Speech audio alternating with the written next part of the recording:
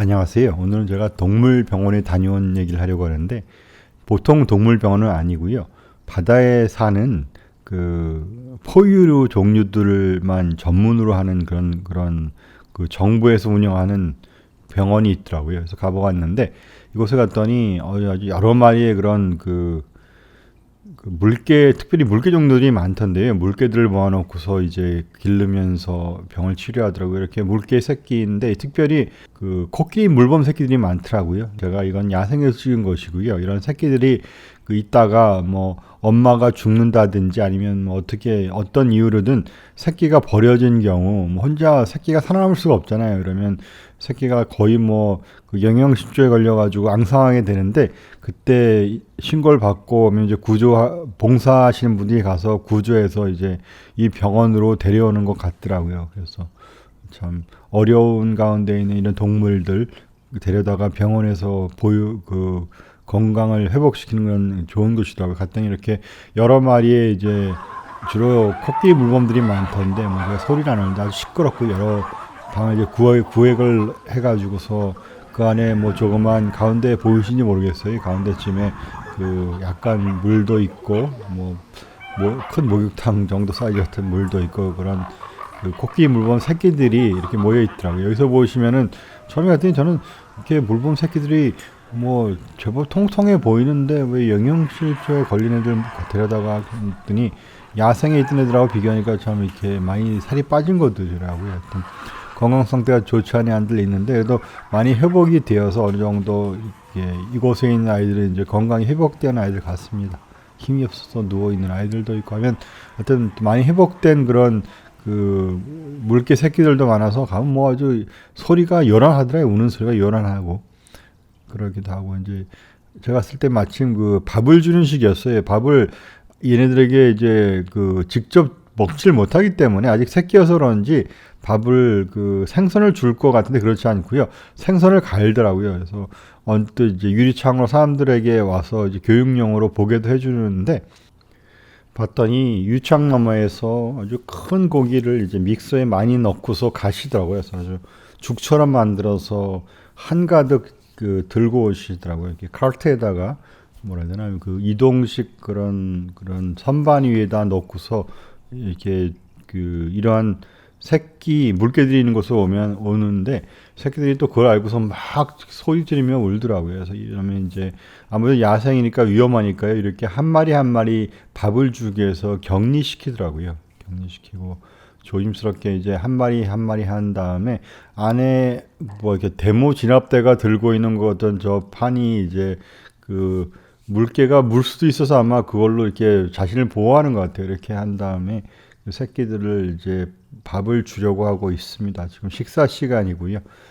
나름대로 새끼들이 밥을 기다리는 것도 같고요. 이렇게 머리를 가리고서 이제 이렇게 올라타서 움직이지 못하게 하고요. 좀 다른 분이 들어가서 한 명이 할 수 없는 일인가 봅니다. 두 명이 이제 2인 1조로 하던데 지금 저 큰 피스톤 주사기 같은 데 들어있는 게 음식이고요. 그래서 이렇게 새끼가 있으면은 이제 수건을 가리고서 잘 움직이지 못하게 한 다음에 저 이제 호스를 집어넣어서 밥을 줄 것입니다. 근데 뭐 그 저 호수를 이제 길이를 재고요. 아마 그 위까지의 길이를 대충 재는 것 같아요. 새끼마다 뭐 사이즈가 틀리니까 이렇게 이제 크기에 따라서 아마 위가 이 정도 있다고 생각하는 것 같습니다. 그러니까 그 정도까지 맞춰서 대충 그 집어넣게 되는데 어떻게 뭐 그 집어넣는 것도 힘들지만 또 그걸 또 견뎌하는 새끼도 힘들 것 같은데 잘 있더라고요. 신기했고요. 이제 아까 재서 거의 위장까지 거리까지 이 튜브를 이렇게 집어넣으시더라고요. 거기에 맞춰서 집어넣고 그다음에 이제 피스톤을 눌러서 밥을 먹일 것입니다. 그래서 방금 이제 주로 그 생선을 갈고 뭐 이렇게 다른 영양분도 넣고 그러겠죠. 이렇게 깊이 넣으시는데 아까 그 잰 위장의 거리까지 다 집어넣으시더라고요. 그다음에 이제 피스톤을 눌러 가지고서 그 생선 그런 거를 이미 다 주신 것 같네. 첫 번째는 다 눌러서 주신 것 같고요. 이제 두 번째 하나 반 정도를 아마 먹이시는 것 같습니다. 또 이렇게 잘 먹여서 새끼들이 나름대로 이제 그 잘 크는 것 같아요. 뭐 살도 통통해지는 것 같고 또 사육사 분들이라 해야 되나 이 봉사 이곳에 있는 분들이 100% 아니 뭐 거의 대부분이 이제 봉사하신 분들이라고 해요. 뭐 몇 년 동안 봉사하신 분 뭐 이야기도 이렇게 벽에 적혀 있고 그러던데 하여튼 아주 좋은 일 하시는 분들인 것 같습니다. 이분들의 도움으로 야생에서 거의 굶어 죽게 된 새끼들이 이렇게 또 회복도 할 수 있게 돼서 또 이렇게 제가 뭐 야생 그 영상도 저번 주에 올렸고 또 좀 더 올리려고 하는데 그러한 또 건강을 회복하고 야생으로 돌아갈 수 있는 그런 여지가 담긴 것 같습니다. 그래서 큰 성체로 그 성장할 수 있는 그런 게 된 것이고요. 그렇게 많이 튜브가 깊게 들어가서 빼냈습니다. 그리고 나올 때도 조심해서 나는 것 같아요. 아무래도 물릴 수가 있고 뭐 물리면 큰일이 나요. 저 큰 그 야생 코기의 물범이 물면 뭐 모르겠습니다. 개가 무는 것보다 몇 배는 되는 그런 힘일 텐데 위험하니까. 근데 그런 뭐 사납게 하는 그런 물범은 제가 보지 못했고요. 조심스러움들 해서 그런지 자들 이제 잘 그 적응하고 잘 또 사육사들을 먹이는데 또 이렇게 잘 도와준다 해야 되나 물범들이 잘 있는 것 같습니다. 하지만 또 위험하니까 이렇게 한 명 한 마리 그렇고요. 이렇게 한 마리를 식사를 제공하는 게 끝났고요. 그런데 이 한 마리가 아니잖아요. 여기 제가 본 것만도 뭐 수십 마리던데 이런 것들 다 먹이려면 참 고생들이 많으시겠습니다. 이렇게 새끼들이 또 여기서 밥을 먹고 나서 쉬기도 하고 서로 다투기도 하고 그러면서 잘 지내고 있습니다. 그러니까 또 이런 생각도 해보게 되는데 일종의 뭐 병원이잖아요. 그래서 뭐 새끼들이 이제 그 버려진 새끼들을 위해서 치료도 하고 영양도 섭취하기 위해서 하는 병원이면서 우리 인생 가운데서 일어나는 또 병원에 대해 생각해 보게 됐어요. 제가 뭐 육적인 병원을 얘기하려는 것은 아니고요. 우리 마음의 병, 그런 인생의 병에 대한 얘기를 하려고 하는데 제가 이제 저는 예수님을 믿는 사람으로서 한번 그런 생각을 한번 나눠보려고 합니다. 제가 예수님을 믿지 않던 시절이 28살에 제가 예수 믿었으니까 28년간을 이제 그 기독교와 상관없이 살았는데 제가 한 예수를 믿기 한 24살, 28살에 예수를 믿었는데 24살부터 많은 사람들이 예수를 믿으라는 얘기를 하더라고요. 제가 이제 유학 와서 UC 버클리에서 박사과정으로 자연과학도로 연구를 하고 있었는데 여러분들이 저에게 전도하러 다가왔습니다. 이제 그 중에 뭐 여러 가지 뭐 듣기 싫은 말들이 많았는데 그 중에 제가 듣기 싫은 말 중에 하나가 당신은 뭐 죄인이다. 당신은 죄를 회개해야 한다는 말들이 많이 좀 거슬렸어요.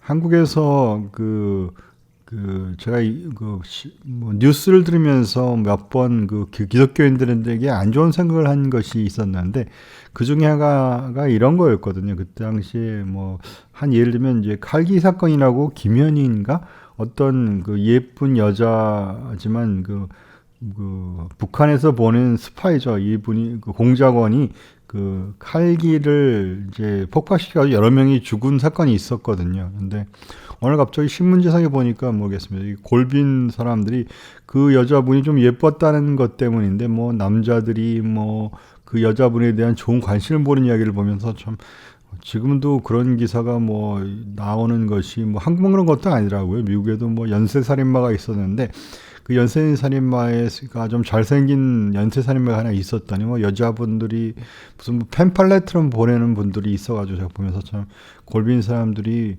한국에도 있고 미국에도 있구나 싶었는데 그러면서 이런 생각을 해봤어요. 근데 그 중에 특별히 뭐 기독교 관련된 얘기가 하나 있다면 그 사람이 예수님을 믿어가지고 뭐 구원됐다 뭐 그래가지고 교회 분들이 뭐 했단 말을 듣고 제가 좀 뭐 나름대로 그 당시에는 의분 아닌 의분을 가졌다고 생각을 했습니다. 사람이 죄를 지었으면 그에 대한 마땅한 그런 걸 받아야 하는데 기독교로 가는 사람들이 이데올로기처럼 어떤 사람을 이 죄를 뭐 용서한다 그런 걸 보면서 참 기독교라는 것이 사람 세상의 정의를 막 마음대로 오도하는 그런 또 종교라고 하는 그런 것의 일부구나 생각했던 것 같거든요. 그러면서 그런 생각을 해봤는데 이제 예수를 믿고 나서 생각해 보니까 좀 시각이 달라지더라고요. 또 제가 뭐 기독교인들에게 많이 이제 전도할 때 짜증나면 하는 말이 하나가 있어요.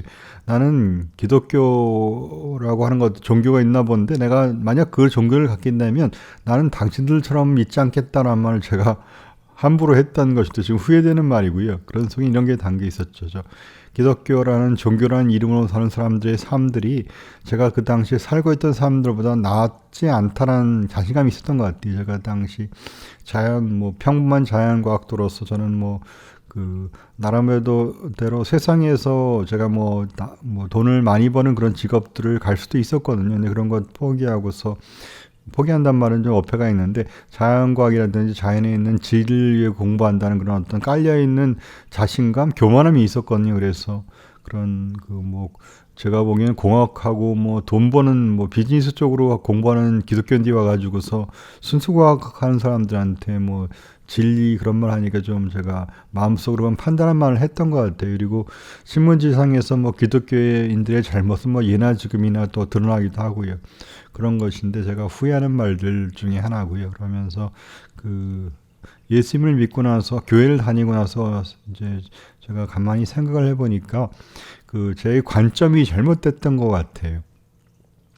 성경에서 말하는 그런 초점은 이렇게 성경을 이렇게 볼 수 있는 성경을 제가 읽고 나서 보니까 세상을 정죄하는 그런 판사, 검사가 쓴 논고장으로 볼 수 있는 것 같고요. 그런 면이 없는 것은 아닌데, 하지만 또 성경에 흐르는 주요한 맥락은 사랑이라고 하거든요. 그 사랑이라고 하는 뜻이 마치 집을 나갔다든지 아니면 죄를 짓는 아들에게 아버지가 용서하면서 보내는 편지, 그러한 것으로 보는 관점이 볼 수가 있는, 저는 후자가 저에게 의미를 가졌던 것 같습니다.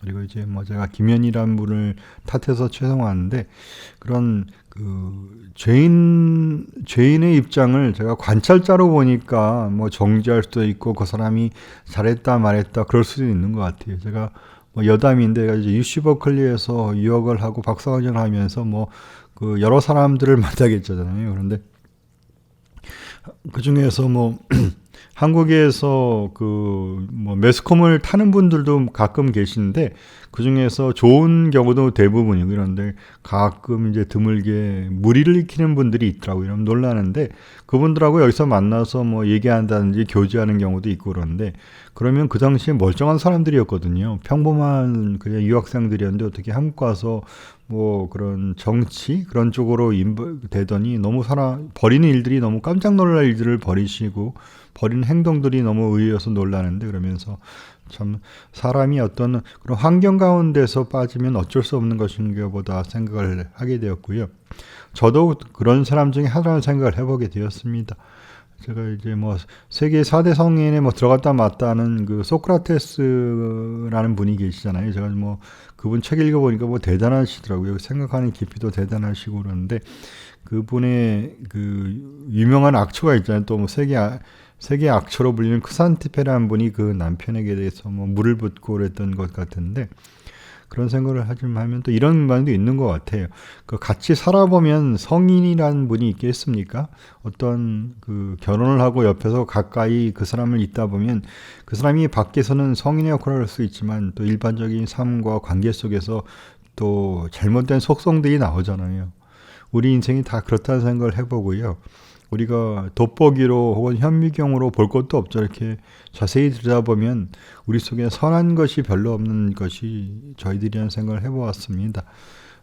우리 신문지상에도 가끔 극악무도한 죄를 지는 살인범들이 예수를 믿기도 하고 그런 분들 나오면 또 기사가 나오는 것 가지고 또 제가 그랬던 것처럼 반감을 가질 수도 있는데, 그러한 것을 또 입장을 바꿔서 그 이야기가 본인의 이야기라고 생각하면 입장이 확 바뀌는 것 같아요.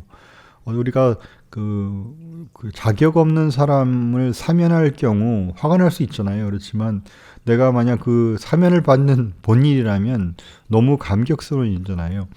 성경에 뭐 제가 들을 때마다 감동되는 얘기가 있는데 한 부자 바리새인이라는 것이 이제 그 당시 유대인들의 그 부자이고 지식인층이었거든요. 이런 중에 사람 한 명이 예수님을 집에 초대했다고 합니다. 초대해서 이제 식사를 뭐 제공하고 있는데 그 당시에 그 마을 근처에 죄인이라고 여겨진 여자 한 분이 계셨나 봐요. 뭐 무슨 죄를 지었는지 모르겠는데 아마 음행의 죄인 것 같아요. 그 당시에 이제 여자들이 그 생존이 강치 않으니까 몸을 파는 역할을 하셨던 분이 아닌가 싶은데 하여튼 그분이 그 집에 들어가가지고 예수님의 눈물로 발을 씻고 막 입에 입 맞추고 그러니까 이 시몬이라는 사람, 바리새인 시몬이라는 사람이 속으로 판단한 것 같아. 아니, 이 사람이 뭐 유명한 선지자라고 해서 내가 불러서 밥을 줬는데 이 사람은 이 여자가 죄인인 것도 알아보지 못하나 그렇게 판단을 했던 것 같습니다. 그러니까 예수님께서 갑자기 예수님께서 이런 말씀하셔요. 다 아시니까. 내가 두 명에게 어떤 사람 얘기를 하겠다고 하시면서 두 사람이 있었는데 한 사람은 뭐 제가 정확히 숫자를 모르겠는데 뭐 100만 원을 빚을 졌다고 합시다. 100만 원을 빚을 진 사람이 있고 1억을 빚을 진 사람이 있는데 둘 다 갚을 만한 것이 없어서 내가 다 용서해 줘, 빚을 다 감해 주었다 그러면 누가 더 감사하겠느냐라니까 바리새인이 당연한 말을 하죠. 1억을 감해준 사람이 더 감사하겠습니까? 예수님 말씀이 이렇게 말씀하셨어요. 내 말이 맞다.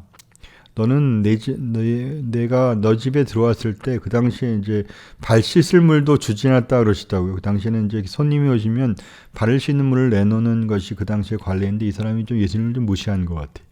너가 발 씻을 물도 주지 아니했지만 이 여자 너가 정죄하는 이 여자는 내가 들어올 때부터 눈물로 내 발을 입 맞추면서 눈물로 내 발을 씻는 것을 그치지 않고 한다 하시면서 이렇게 말씀하셨어요. 용서함을 많이 받은 사람이 더 사랑한다 말씀하시고 그러면서 그 여자에게 너의 믿음이 너를 용서했다는 말을 하는데 참 그 여자의 입장에서는 참 기막히게 감동적인 일이었던 것 같습니다. 우리가 소크라테스라는 성자의 예를 들었는데 저는 그만하겠습니까? 저는 제 삶 돌아보면 부끄러운 것이 많은 것이 인생이고 또 다른 분들 뭐 신무지장에서 일어나는 벌이는 일들 정죄도 하는데 저는 그 자리에 있으면 뭐 저라고 그보다 더할 수도 있는 거고요. 그러면서 우리 인생 참 속을 들여다보면 또 어떤 환경이 주어지면 죄가 나오는 죄인이라는 것 생각하게 되었고요. 또 실제로 그런 삶을 또 사는 것이 제 모습이고요. 그런 가운데서 어떤 예수님께서 그분은 이제 우리를 위해서 십자가까지 죽으신 분께서 너를 용서한다 말씀하시면 참 감동되지 않겠습니까? 그런 생각하면서 참 우리의 소망이 무엇인가? 이 땅 가운데 소망 말고요. 우리 궁극적인 소망은 천국을 지으시고 우리를 죽기까지 죽으신 예수 믿고 십자가 믿어서 천국 가는 것 말고는 소망이 없는 것 같다는 생각을 해보게도 되고요. 그러면서 참 이러한 또 제가 영상을 옮겼는데 이러한 어린 새끼 물범이 참 고생하다가 부모로부터 버려지고 굶어 죽고 상황 가운데서 이러한 병원에서 치료받아 이제 원래 가야 하고 하는 그런 좋은 자기들 친구들이 있는 코끼리 물범의 해변가로 돌아가듯이 우리 인생도 예수님 믿고 치유받아 주님께서 우리에게 말하신 천국 가는 일 있으면 참 좋겠다 생각을 해보는 그런 영상이었습니다. 제가 지금까지 할 말씀도 긴 이야기 드렸는데 들려주셔서 감사드립니다. 다음 영상으로 뵐 때까지 안녕히 계세요. 감사드립니다.